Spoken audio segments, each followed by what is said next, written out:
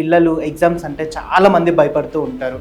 And దాన్ని face చేయడానికి కూడా కొంతమందికి ధైర్యం సరిపోక కొన్ని ఎగ్జామ్స్లలో ఫెయిల్యూర్ అవ్వడం అనేది జరుగుతుంది. అందరికీ కూడా ఎక్స్టర్నల్లీ ఇంటర్నల్లీ 2 విధానాలండి. అప్ టు 15 years మన బ్రెయిన్ ఎలా ఉంటుందంటే ఆలోచన ఇంట్లో సగటు పేరెంట్స్ యొక్క ప్రవర్తన బేస్ చేసుకుని పిల్లల యొక్క సుప్రాచియాస్మాటిక్ న్యూక్లియస్ అనే గ్లాండ్ యాక్టివేట్ అవుతుంది. పిల్లలను పేరెంట్స్ ఎక్కువ ప్రెషర్ చేస్తుంటారు. నువ్వు అలా చదువు, ఇలా చదువు, ఏం చదవట్లేదు, ర్యాంక్ రావట్లేదు అని చెప్పేసి బాగా ప్రెషర్ చేస్తుంటారు. And more than teachers also. అలాంటి వాళ్ళు డిప్రెషన్కి వెళ్ళే ఛాన్సెస్ కూడా ఉంది అని విన్నాము. నిజమే అంటారా? పేరెంట్స్ కూడా సగటు ప్రెషరైజ్ చేయడం వల్ల ఏంటంటే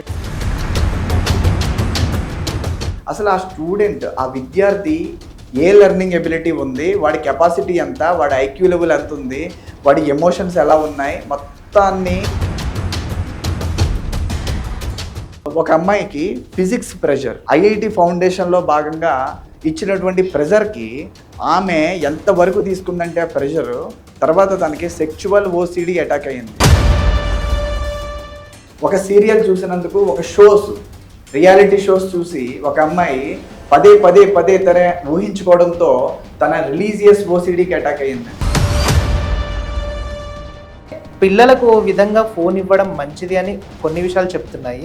దానివల్ల ఎఫెక్ట్ అయ్యే ఛాన్సెస్ ఉంది అని చెప్పేసి కొన్ని విధాలుగా చెప్తున్నాయి. అంటే దేన్ని పరిగణలోకి తీసుకోవచ్చు అసలు? ఈ ఫోన్ వల్ల సగటు పెద్దవాళ్ళను మీరు గమనించండి. ఈ మధ్య అయితే పెద్దవాళ్ళు, వయసులో పెద్దవాళ్ళు కూడా జీవితాలను సైతం నాశనం చేసేస్తుంది. ఇది చైల్డ్ వల్ల బ్లూ లైట్ ఎఫెక్ట్ బాగా తగులుతుందండి రెటీనాకి. ఎప్పుడైతే బ్లూ లైట్ ఎఫెక్ట్ ఉందో రెటీనాకి ఆటోమేటిక్గా. ఇప్పుడు కమింగ్ సూన్ ఇంటర్మీడియట్ ఎగ్జామ్ కూడా జరుగుతుంది. ఏ టైంలో పిల్లలు చదివితే వాళ్ళకు మంచి ర్యాంక్ వచ్చే ఛాన్సెస్ ఉంది? సెరిటోనిన్ అనే హార్మోను ఎగ్జామ్కి వెళ్ళే పిల్లలకి చాలా సహాయం చేస్తుంది. మనం తీసుకునే ఫుడ్ బట్టి కూడా మన ఆలోచన మారిపోతూ ఉంటుంది. ఇది కనుక ఇంప్లిమెంట్ చేయగలిగితే వాళ్ళు చిన్నప్పుడు చదివిన సుమతి శతకం, వేమన శతకం కూడా గుర్తొచ్చేస్తూ ఉంటుంది ఎగ్జామ్లో. ఇది ఫైన్ మోటార్ స్కిల్స్, ఇది గ్రాస్ మోటార్ స్కిల్స్. ఈ రెండు కలిస్తే ఖచ్చితంగా గవర్నమెంట్ జాబ్ కొట్టాలి అనే దాని మీద రేయింబగలు కష్టపడి వాళ్ళ నిద్రాహారాలు మానుకొని కూడా బాగా కాంపిటీషన్స్కి ప్రిపేర్ అవుతూ ఉంటారు.